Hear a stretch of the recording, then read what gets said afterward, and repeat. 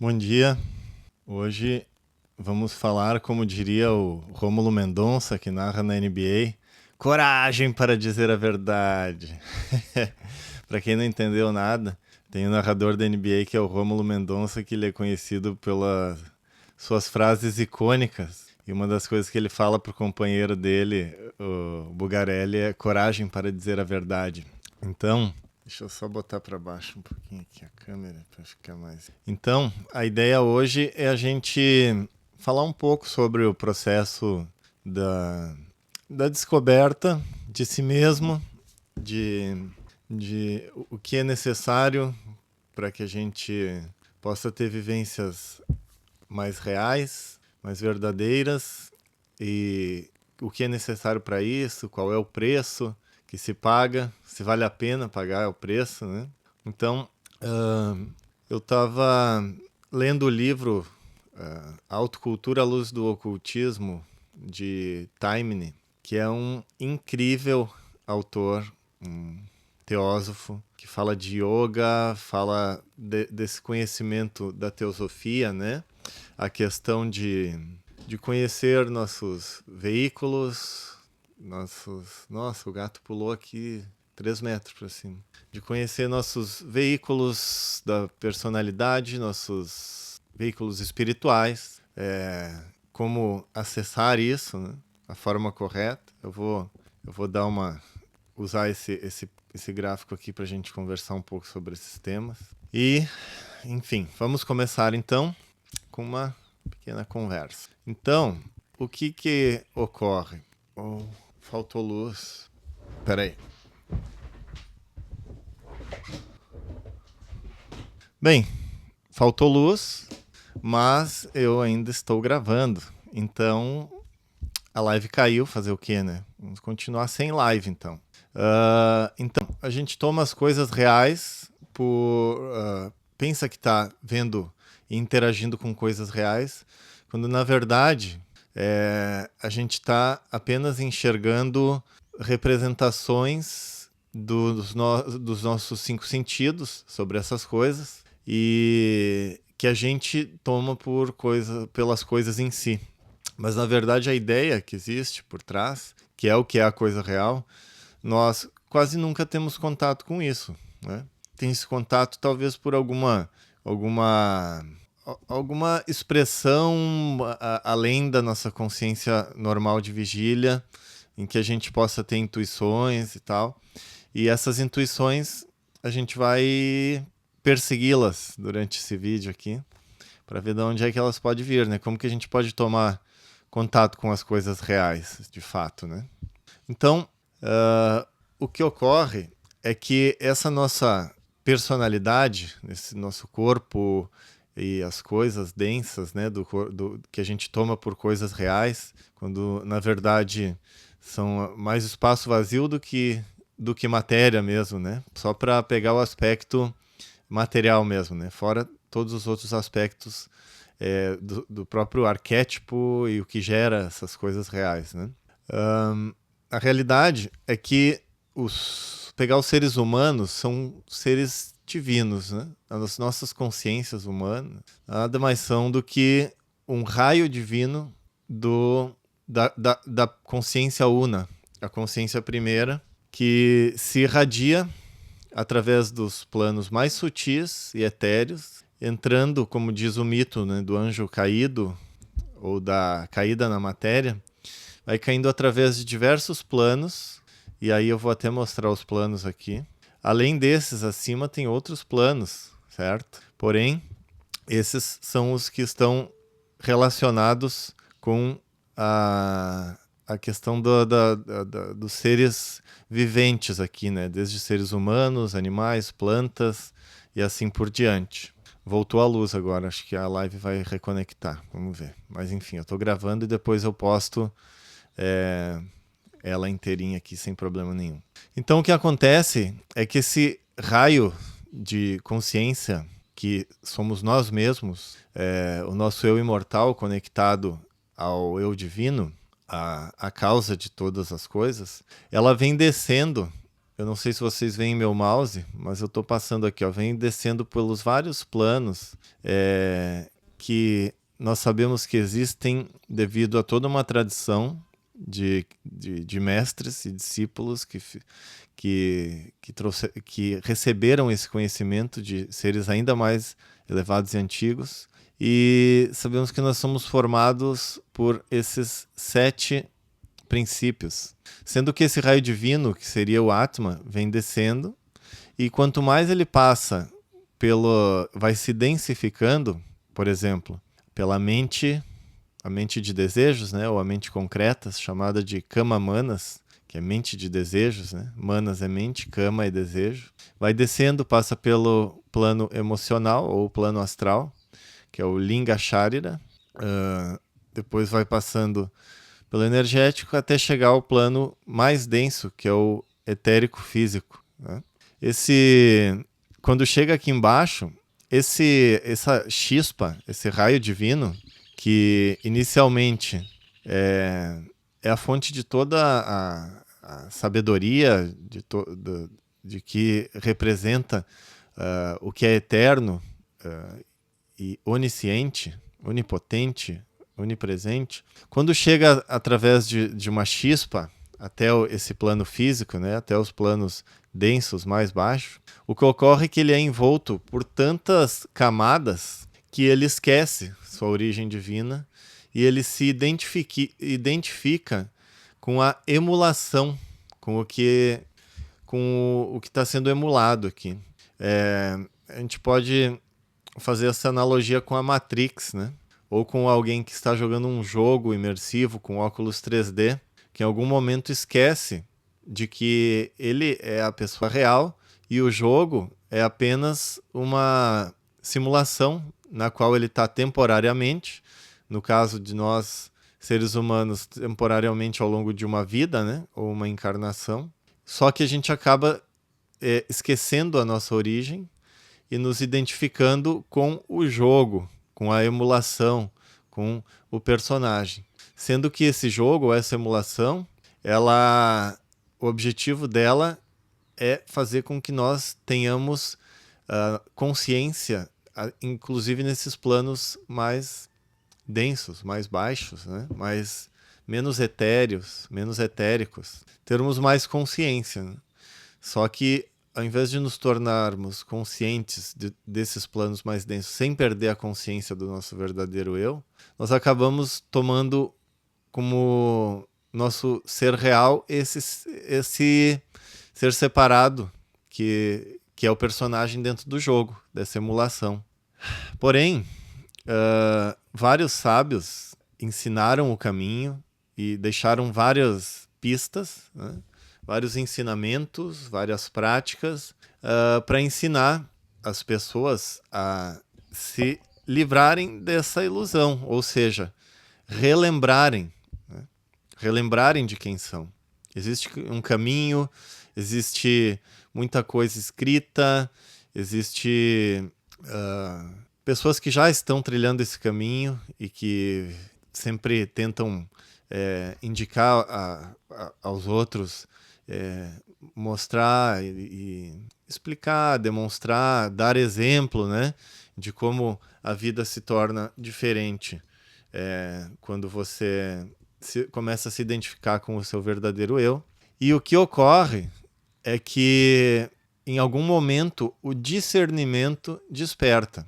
O que é o discernimento? O discernimento seria quando esse raio divino, que é o verdadeiro eu, que se perdeu dentro da matéria e criou como se fosse um espaço em que nosso eu ilusório, no qual nos identificamos, não consegue se conectar com a consciência que sabe que aquilo ali é apenas uma emulação. Em algum momento isso começa a se aproximar. E quando começa a se aproximar, nós começamos a perceber o que Buda falou exaustivamente, de que a vida é ilusão, sofrimento e dor. Desde as dores da infância até as dores da adolescência, depois a dor da vida adulta, que é correr atrás de ganhar vida, de dinheiro, às vezes até colocando nossos princípios de lado, né, para poder ganhar dinheiro. Depois começa o envelhecimento, decaimento do corpo, doença, as potencialidades do corpo vão decaindo até que chega o momento da morte. Então, quando o homem começa a se questionar e começa a perceber que a vida ela tem todo esse cronograma, né? Nada animador, ela começa a procurar algo a mais. Nesse procurar algo a mais, às vezes com sorte, ou se já chegou o momento, né? Melhor dizendo, não é questão de sorte, é que isso não é de uma vez, de uma hora para outra, né? Que acontece. Isso vai num crescente, né? A pessoa começa a se auto-questionar, começa a se perguntar, começa a pesquisar, começa a buscar esse tipo de coisa, que é o que é? Que tipo de coisa eu estou falando? Eu saber de onde viemos, quem somos, para onde vamos, por que estamos aqui, o que significa tudo isso. E aí é que nasce o discernimento, como eu falei, o discernimento desperta. E a personalidade, quando o discernimento desperta, não bem no início, né? Mas quando você já caminha um pouco nessa senda, a personalidade ela deve começar a se tornar serva do ego, ou seja, serva desse raio divino, né? Desse verdadeiro eu. O que significa desenvolver as potencialidades que vão fazer com que essa reconexão, essa religação entre essa consciência que achou que esse pequeno eu que achou que era ele o ator de tudo, se reconecte com o verdadeiro eu. E em se conectando com esse verdadeiro eu, a personalidade passa a se tornar uma escrava desse eu, ou seja, uma ferramenta na qual ela vai fazer todas as ações possíveis para aumentar essa reconexão e essa consciência com o eu real, o eu que é imortal e o eu que carrega em si, é a fonte da qual emanam todas as coisas boas, belas, justas e verdadeiras que se expressam através de nós. E aí, quando que isso acontece? Isso acontece num momento da história das reencarnações em que o ego já não necessita mais de experiências grosseiras da matéria. O que eu quero dizer com isso? A tradição nos fala que são diversas encarnações, muitíssimas delas, mais de 90% delas, se passam no período em que ainda o homem está numa situação de selvageria, né? Ou seja, são experiências muito básicas ainda que essa personalidade precisa ter, inclusive de muito sofrimento, dor, pancadas externas, né? Para que essa dor comece a lapidar, né? Que ele é um diamante bruto e começa a ser lapidado. Mas chega algum momento em que o ego já não necessita mais de experiências grosseiras na matéria, que ele já se lapidou nesse sentido. E ele começa a precisar, então, de experiências refinadas, porque o seu verdadeiro eu ele é etérico, refinado. Então ele precisa refinar as suas experiências para poder escutar a voz do silêncio, escutar a voz do verdadeiro eu, né? Do eu além desse que está sendo emulado, né? Nessa realidade virtual, digamos assim. E Blavatsky fala na segunda parte do seu livro A Voz do Silêncio que o alaya que é lamentável que o alaya, ou seja, a voz divina, essa emanação divina, né? A vida que vibra em cada átomo, a luz que brilha em cada criatura, o amor que tudo abrange na unidade, isso está o tempo inteiro em todos os seres, mas que tão poucos consigam escutar e sentir o alaya, essa emanação divina que está disponível, que a gente escuta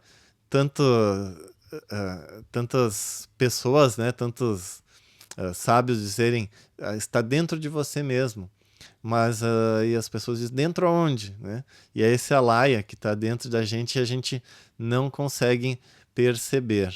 E que Blavatsky fala na voz do silêncio, né? Que o objetivo do discípulo é encontrar, se conectar com esse Alaya, né? Com o alento divino, que nada mais é do que a voz do silêncio, a voz do nosso eu interior, a voz desse raio de luz divina que se perdeu na matéria, né? E entrou na matéria, vivificou a matéria, mas que a matéria surrupiou o sentido de eu separado, e aí esse raio divino se esquece de quem é.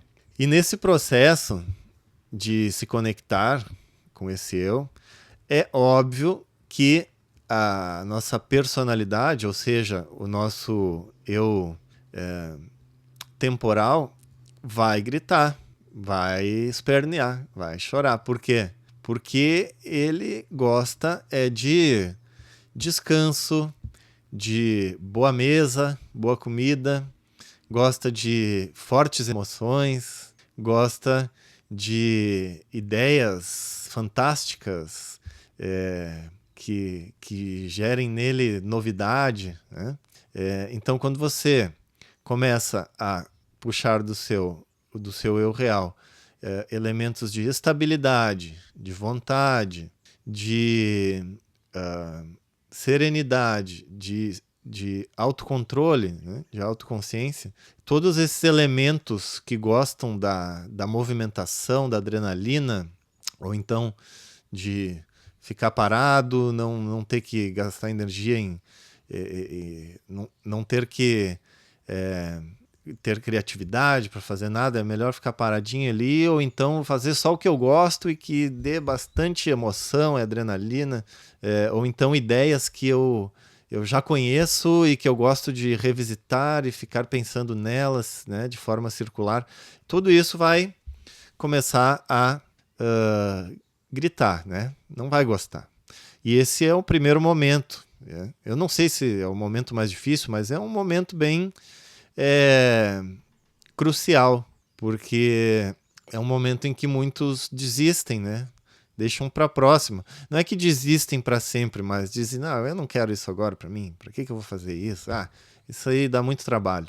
Só que em persistindo nesse caminho, deixa eu mostrar para vocês aqui, ó, tem alguém aqui que tá querendo ficar me distraindo, ó. Olha aqui, ó. Dá um oi aí, Mia. Então, é claro que a personalidade vai gritar, né?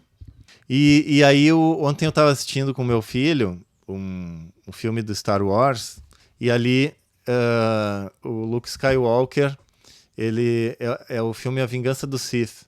E o Luke Skywalker está com medo que, quando for nascer seu filho, a sua esposa, a Padmé, ele começa a ter sonhos e premonições que ela vai morrer. Assim como aconteceu com a mãe dele, e a mãe dele acabou morrendo. E então ele fica extremamente perturbado e vai falar com o Mestre Yoda. E o Mestre Yoda, então, conversando com ele, fala que se alegrar ele deve com as pessoas que para a força voltam, né? Para o mundo da força retornam, ou seja, com a morte. Mas ele diz que não vai deixar isso acontecer e pergunta pro Mestre Yoda, Mestre Yoda, o que eu devo fazer? E o Mestre Yoda fala isso: treinar você deve para se libertar de tudo que tem medo de perder. Isso era tudo que ele não queria ouvir, né? Ele queria ouvir, não, isso é muito importante para você, você não quer perder isso, então faça isso para não perder. E ele já corta pela raiz, ele diz, treinar você deve para se libertar de tudo que tem medo de perder. Então é um momento em que há uma escolha, realmente. Uma escolha se você vai ainda ficar brincando e se identificando com o personagem do jogo, ou se você vai fazer essa busca e essa transição profunda para o seu verdadeiro eu, para esse que é a fonte de todos os ideais, de todos os sentimentos elevados, de todas as virtudes, de tudo o que é verdadeiro, né? Tudo aquilo que nos preenche, nos traz plenitude. Porque a gente começa a perceber de onde vem os elementos que nos trazem isso, né? E não é de experiência de adrenalina, emoções fortes, etc. Isso ao contrário, traz uma grande... pode trazer uma alegria momentânea, né? Ou uma suposta alegria, porque a gente fica totalmente exacerbado, porém o rebote é sempre incômodo. O rebote é sempre incômodo. Então, aí vamos aqui para o nosso diagrama. O que ocorre? Então a gente estava vivendo nesse quadrado de baixo, né? Nas nossas sensações físicas, energéticas, emocionais e de mente concreta, né? Mente de desejos. E a gente começa, através dessa pontezinha do Antakarana, nos conectar com a nossa mente pura. Essa mente pura, quando ela começa a orbitar a luz de Budi, que é a luz como se fosse da intuição, a intuição é uma palavra fraca, mas que é o que melhor traduz ainda essa luz de Budi, né? Porque é a luz do que é verdadeiro, da intuição das coisas que são verdadeiras. Quando, então, esse movimento Opa, eu fiz algo errado aqui. Esse movimento de percepção começa a orbitar essa luz de Budi, é quando as coisas começam a fazer sentido. Quando a personalidade começa a se pacificar. A personalidade começa a se submeter aos ditames da razão superior, não intelecto, da razão e da intuição, da influência dessa visão interior, dessa visão iluminada. E então, a diferença que a gente pode fazer entre esses dois elementos aqui, deixa eu voltar ali para o diagrama, eu só queria tirar essa coisa de trás aqui. Tá, pronto. Então, seria assim, a mente de desejos, que é onde está o intelecto, ela seria como o nosso intelecto, ele vai processando informações uma após a outra, né? Então, seria mais ou menos como se a gente entrasse em uma sala escura, e aí, para conseguir saber os objetos que estão nessa sala, a gente tem que ir usando o tato, né? Encostando, tateando aqui, ali. Deixa eu botar outra câmera aqui. Aqui, isso aqui é um microfone, isso aqui é um computador, aqui está a mesa, a caneca. Ou seja, como se eu não estivesse enxergando, que eu estivesse tateando todas as coisas, né? E quando a gente começa a ter essa conexão com essa luz intuitiva, a luz do nosso eu, conectado a essa chispa divina, que é Budi, né? O que ocorre é como se isso que a gente antes ficasse tateando para saber o que são os objetos, como se uma luz fosse acendida nessa sala, e então a gente tem a visão completa de todos os objetos que estão na sala de uma vez só. Então essa é a diferença entre nós tentarmos entender algo com o intelecto e nós conseguirmos entender algo com essa mente pura conectada à luz de Budi, à luz da intuição espiritual. As coisas começam a se apresentar de uma forma muito mais clara, com clareza, e dali é que nasce esse discernimento, né? Discernimento, que é o despertar do entendimento através da luz de Budi. Então, a vida... é claro que existe aí uma tentação de que a gente comece a devanear, né? Pensar em termos de, então, se o mundo físico é ilusão, a verdadeira luz é a luz de Budi, então eu vou ficar aqui mentalizando, né, outros mundos e só meditando, né? E a verdade é o seguinte, tem muitas pessoas que estão fazendo projeção astral e outras coisas, só que, como a gente conversou já no início, o que ocorre é que esse raio divino, essa chispa, que somos nós mesmos ligados ao divino, ela entra na matéria, se densificando cada vez mais, não é por nada, não é? Ela está fazendo isso para ganhar consciência nesses planos mais densos, certo? Então, é óbvio, fica óbvio, que a vida no físico é a mais importante durante a encarnação. Então, e a gente, quando eu falo físico, é todos os elementos, os 4 elementos, né, que estão interconectados, esses elementos aqui, ó, físico, energético, emocional e da mente concreta. Esse é o nosso campo de batalha e a gente tem que ganhar consciência desses planos vivendo aqui, né? Superando provas aqui, se propondo a gerar ações criativas, ações que não somos acostumados a fazer, gerar novos estados de consciência, de ação, de sentimento, né? Então aqui nesse físico, a ideia é que a gente, no plano mental, a gente então comece a sobrepor a mente dos desejos, aquela que quer tudo só para o seu personagem que tomou por real, o personagem do jogo que foi tomado por real, né? Comece a receber a influência da mente pura, que a mente pura comece a coordenar a mente dos desejos, né? Em termos de emoções, que a gente comece através de Budi, dessa luz de sentimentos elevados, de devoção, de amor, de fraternidade, comece a sobrepor as emoções aqui do corpo emocional, as emoções grosseiras, aquelas que querem estímulos grosseiros, comecem a dar espaço, então, para as intuições de Budi.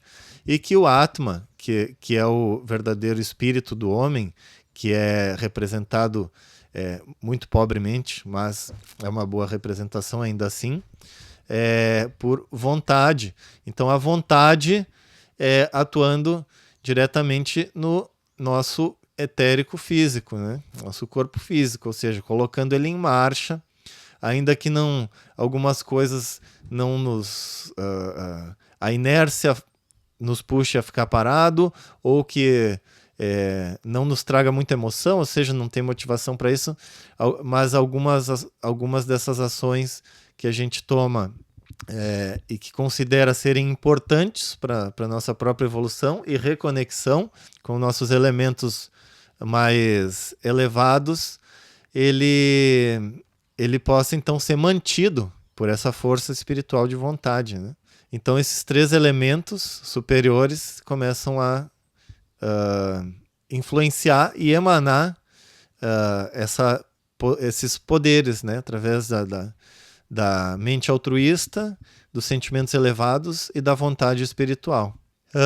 E aí nós começamos então a perceber que nossa vida real é encoberta pela vida ilusória, né? Que a nossa vida eterna, desses 3 elementos espirituais, ela acaba sendo encoberta pela vida ilusória. E aí começamos a abrir os nossos olhinhos e tomar as ações necessárias. Isso às vezes pode demorar muito, né? Inclusive, existe bem uma diferença entre estar estudando esses conhecimentos e outra coisa bem diferente é entendê-los, compreendê-los, e outra ainda bem diferente é, de fato, internalizá-los e aplicá-los. Quando a gente começa a aplicar, realmente significa que essa conexão real está se formando, não está apenas só no plano intelectual ou de aspiração, né, a isso. E esse processo é longo, às vezes ao longo de às vezes não, é ao longo de várias vidas, mas tem algum momento em que há uma virada de chave, né? Em que parece que algo se modifica instantaneamente, né? De forma miraculosa. Não é que não foi instantaneamente, foi uma acumulação. É como se fosse acumulando algum tipo de energia, não sei, de entendimento, ou de sofrimento, né? Quando a pessoa não aguenta mais sofrer também. E há uma virada de chave na qual essa identificação com o personagem do jogo, ela não tem mais força para se sustentar. Ela cai como uma ilusão, né? Lembra daquele filme Matrix, o primeiro, quando o Neo olha e tudo vira códigos na frente dele, tudo cai como se fosse uma ilusão, ele vê por trás do código. Então é algo relacionado a isso, né? Em pequena escala, mas é relacionado a isso. É claro que isso, igual o Neo fez, na verdade está relacionado com uma iniciação, né? A iniciação na qual o adepto ele vê tudo em forma de energia, tudo interconectado, né? Ele vê a luz de Bud em si.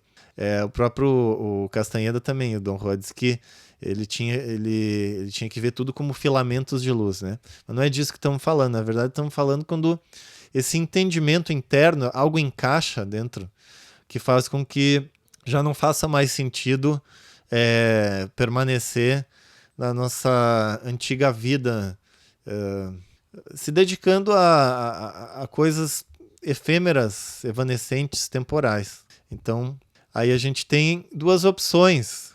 Também citando Matrix, Matrix aparecendo hoje bastante.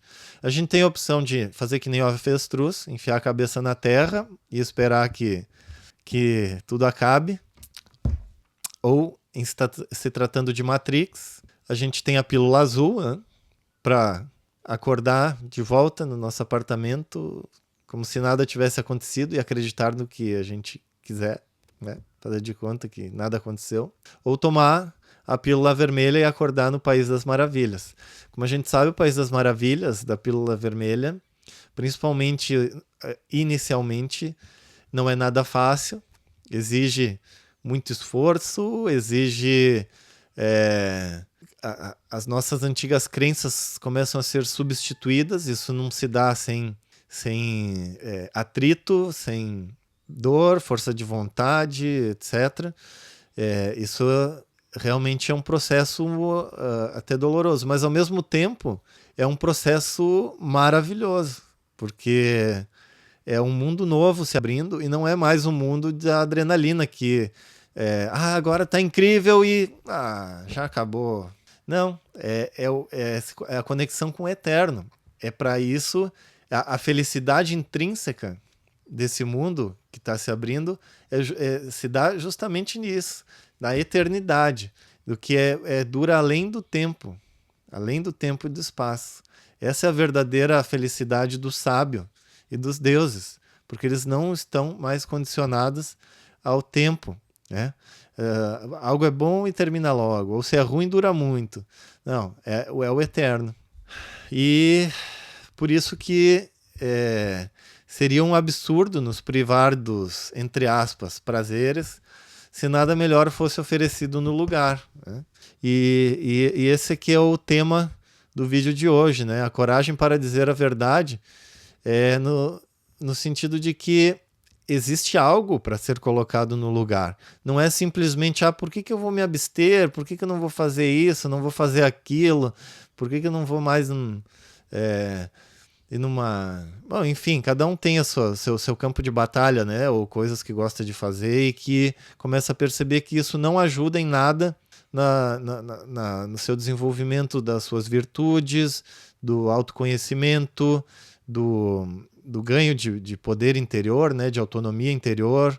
Então, claro, você vai trocar essas coisas que às vezes são apenas hábitos, apenas você só está acostumado com isso, e não, porque não tem nada melhor, você continua com esses hábitos, né? Mas existe algo melhor, existe algo infinitamente melhor. E se tudo isso te interessou, eu sugiro que você entre aí no canal da Sociedade Teosófica do Brasil. Na verdade tem no mundo inteiro, né? Eu estou dizendo do Brasil porque é em português. Sociedade Teosófica do Brasil no YouTube, tem aulas todos os dias às 19h30. Você vai poder ir se aprofundando muito mais em tudo que a gente falou aqui hoje. E, enfim, a live não continuou porque faltou luz, mas esse vídeo está gravado e eu vou postar agora, tá bom? Procure aí Sociedade Teosófica do Brasil no YouTube e curte, compartilha, dá o like aqui no vídeo também para o algoritmo continuar te mandando os meus vídeos, né? Porque o assunto é esse, né? Se você está aqui, provavelmente você gostou do que ouviu porque normalmente quando você curte esse tipo de vídeo, o algoritmo te manda mais, né? E ainda sobre a verdade, só para finalizar, tome cuidado com esses canais, eles chamam de canais dark, né? Que alguns estão falando sobre espiritualidade. Eu vi outro dia um vídeo em que a pessoa apresentava lá uma ferramenta em que ela botava lá as palavras-chave e a inteligência artificial botava as imagens, botava o vídeo e a voz e aí fazia uma salada de frutas lá que meio que fazia sentido, só que obviamente isso não tem nada a ver com espiritualidade, né? Tem a ver mais com retórica, com palavras focadas em espiritual, né? Então tome cuidado, não é tudo que está na internet aí que dá para confiar. Por isso eu recomendo o canal da Sociedade Teosófica e também aqui o Show de Ideias, porque sempre tudo que eu falo aqui é pautado em vivências e estudos relacionados aos grandes sábios da humanidade, clássicos e o estudo da teosofia. Tá bom? Então, espero que tenha gostado. Um grande abraço.